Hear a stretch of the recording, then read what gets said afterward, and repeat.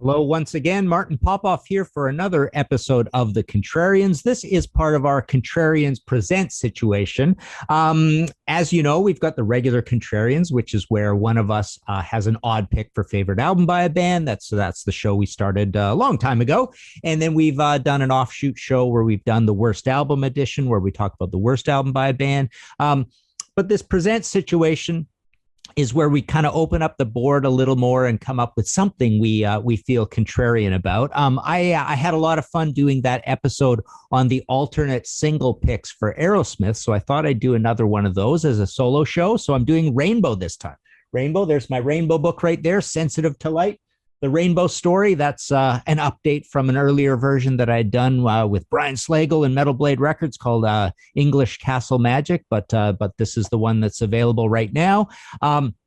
But yeah, Rainbow, interesting band. I wanted to pick this band because there were kind of the right amount of albums to talk about, and it's interesting going through and looking at their single choices and why they did them. So I've definitely got a few contrary single choices where I figure, as our description says, management or the label or whoever got it wrong. They should have gone with this one. Maybe their fortunes would have been improved.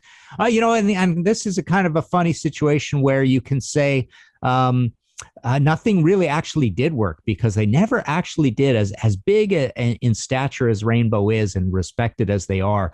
They never had a gold album in the States, which is pretty bizarre. So anyways, here we go. So I'm going to do this the way I did the Aerosmith one, where I'm going to go through the albums where I think they more or less got it right. And then I'm going to give you my picks, and I'm going to do those in reverse order in terms of weakest to strongest opinion of what my contrary choices are, my contrarian choices for single that should have come from those albums. All right. So let's kick off with Down to Earth. This bad boy right here. As you know, this is my favorite Rainbow album of all time, and we have a Contrarians episode that you can go see where we basically talk about the genius of Down to Earth for a half hour or whatever it is. So that's one of the earliest episodes we ever did was actually on Rainbow because I feel so strongly about this Contrarian choice as favorite Rainbow album. The single choices off of this that they picked were Since You've Been Gone and All Night Long. And I think those are more or less the best single choices from this.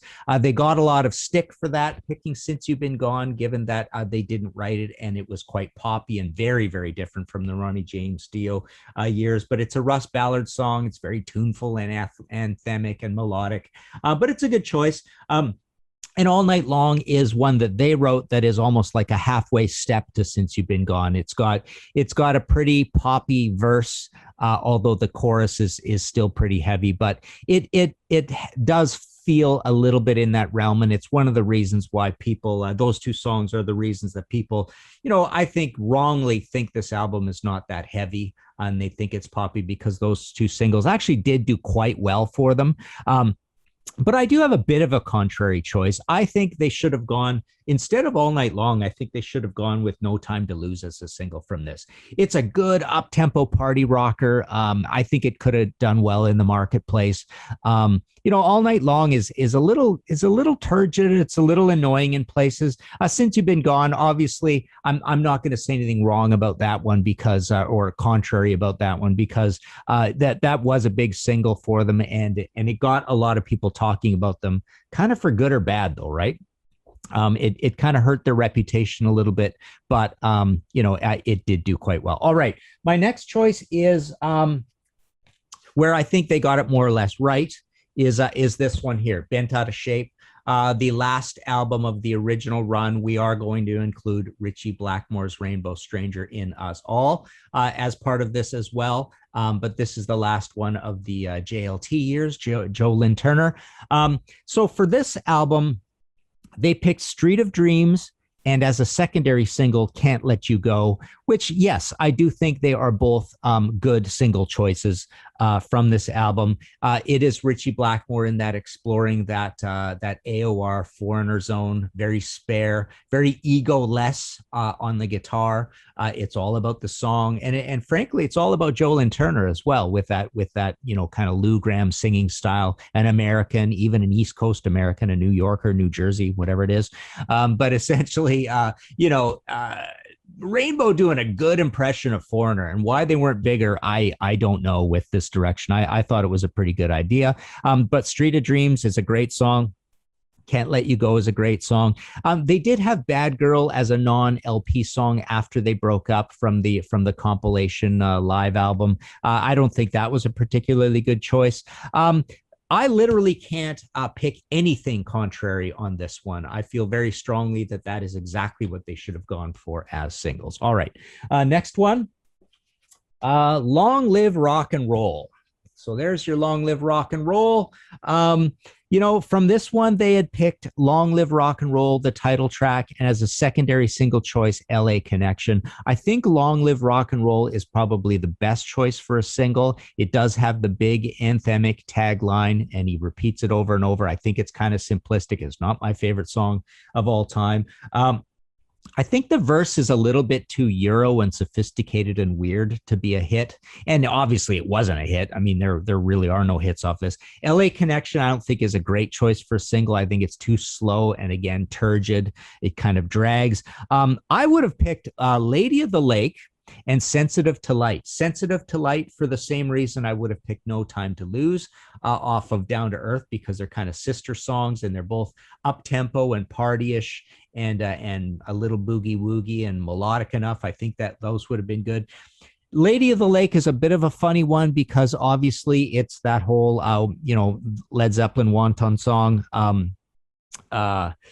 Kind of a remake thing. I don't think that's a problem, but I think the problem with it as a hit single is it's a little bit too kind of heavy and dark and sophisticated, but it is catchy with the stop start and the pregnant pauses and the spaces in it. So I think for that reason it could have been a single, but no, I think Long Live Rock and Roll is more or less the proper choice, but I think for a secondary choice, I would have gone either Sensitive to Light or Lady of the Lake off of that one. All right. The other one where I think they more or less got it right is this one, Difficult to Cure. So this is the first album of the Joe Lynn Turner era. The songs they picked as singles off of this are I Surrender, which they didn't write. And then Can't Happen Here, which there was a good video for. This kind of a political song, up-tempo song. The only one I would have picked from here that would have been possibly a competitor with Can't Happen Here would have been Freedom Fighter. I think Freedom Fighter is a pretty cool tune, and laid out well enough. It's kind of got a pomp rock feel. Pomp rock was still kind of big at this time. The chorus is a little bit heavy on it, but the verse I think is very kind of hooky and AOR and hit potential. Put it that way. But no, I think I Surrender, doing the Russ Ballard song, more or less feels, whatever, kind of the same thing. They're doing the Since You've Been Gone thing again. Hey, it worked the first time. We're going to do it this time. It's even the first track on the album. So I think they more or less got it right there. All right. So now my contrary picks. So we had 4 albums there, and I've actually got 4 albums in the contrary pick thing. So this kind of worked out kind of cool. So we got 4 I agree with more or less, and 4 I'm essentially being a contrarian on. The first one is the Ritchie Blackmore's Rainbow album, the debut album. So they picked as singles off of this Man on the Silver Mountain, and as a secondary pick, Temple of the King. So I think that's completely a bad choice. Man on the Silver Mountain is a pretty good choice, and it obviously is the biggest song that's lived on. But even frankly, that's a deep album track. Although it was a massive live favorite, of course, with Ronnie, even in the Dio years as well. So that's a pretty good pick. I think the secondary pick is a terrible, terrible pick. My secondary pick, and even almost competing with first pick, would be 16th Century Greensleeves. It's actually not that long. We always kind of remember the song is longer, but I like it because it feels a lot like A Man on the Silver Mountain, and it's also very simple. So it just hits you right between the eyes. It's sort of grandiose enough and epic enough that it reminds you of Deep Purple a little more than your, if you don't like rock and roll or Black Sheep of the Family kind of thing, even Snake Charmer on this record. So I think it's giving you the Deep Purple glory years, and I think it would have been a good single. It's only like 3.5 minutes or something, 3:26, something like that. So yeah, my pick I think would have been probably 16th Century Greensleeves, even over Man on the Silver Mountain, possibly. So maybe they could have had a hit record with that. All right. My next contrarian pick for single choice for Rainbow. Now, so off of Straight Between the Eyes, I actually think their first choice is perfect. Stone Cold. Again, it's, Foreigner is all the rage at this point. Richie's loving Foreigner. They're just massive. They've done Foreigner Double Vision Head Games at this point. Even I'm probably up to Foreigner 4 at this point, 1982. But so Stone Cold is like your predecessor to Can't Let You Go and Street of Dreams and those kinds of songs, and I think it's a perfect choice for single. And it did kind of okay out in the marketplace. I mean, they got a little bit of buzz with this, but their secondary choice off of this was Death Alley Driver. I think it's just way too heavy. It's got a dark lyric. It's kind of like a drug deal lyric, although it doesn't really go into that. It's a gorgeous, huge, flashy song, but I don't think as a single choice it makes much sense at all. I think they really missed the boat in not picking Power to be a single off of this album. Power is just like a really up tempo, just gets you up in the enthusiasm. It's not very characteristically Rainbow. It's almost too simple and Kiss like in its power chords, the way it works. It's kind of old school and traditional, but I think it's a great party anthem that more or less, works and can charm people and win people over who maybe aren't Rainbow fans. So I think that's a big miss on this. They put it as the first track on side 2, so they must have thought something of it.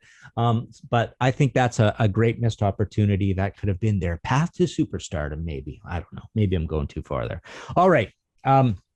My next choice is from Rising. There's your Rainbow Rising. We've got Ronnie on this, Jimmy Bain, and I've got Ken Kelly, the cover artist. Met him at a comic book show, or kind of like a rock/comic thing. There were a lot of rock stars there, and Ken was there, and I had a table set up with my boots. This was in London, Ontario. A lot of fun, big long weekend.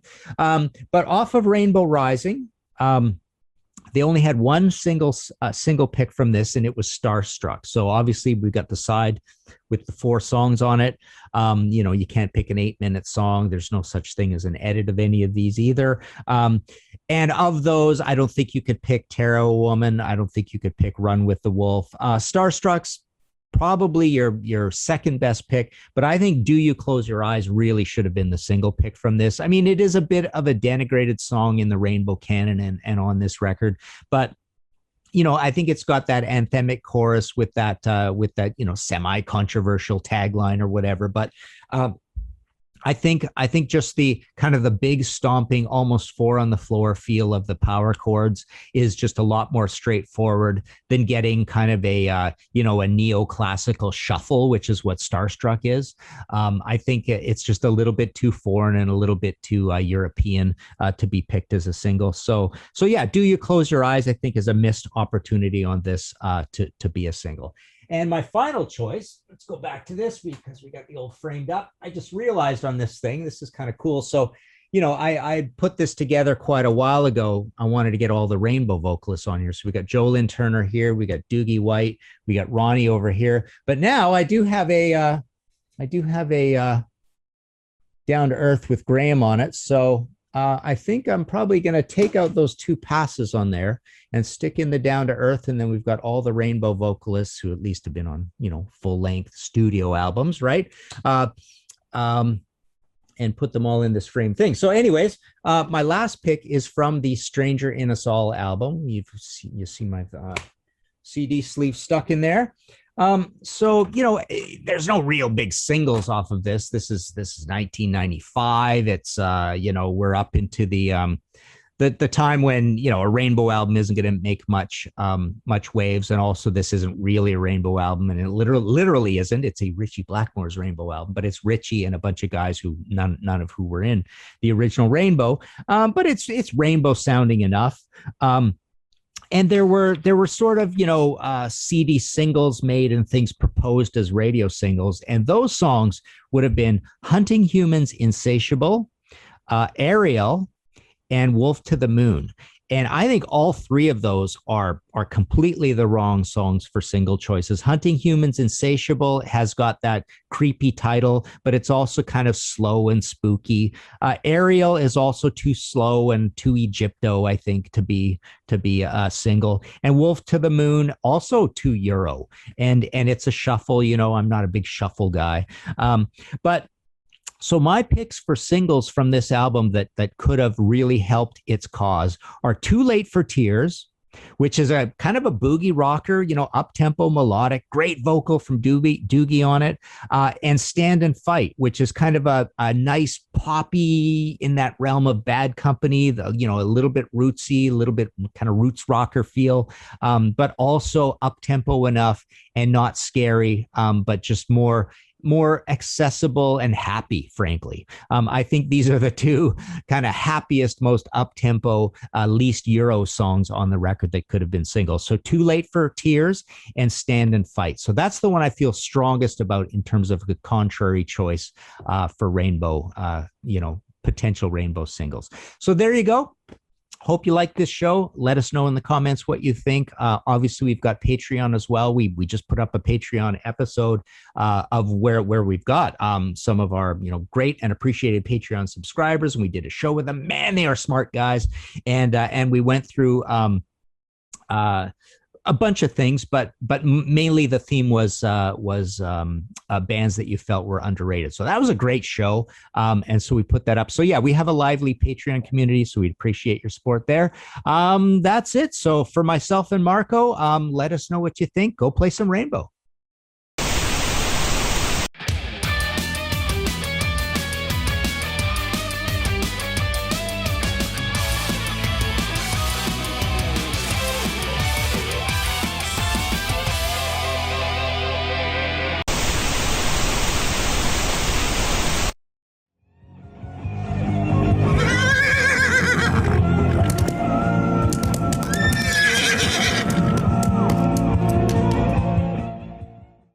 That's it, dude.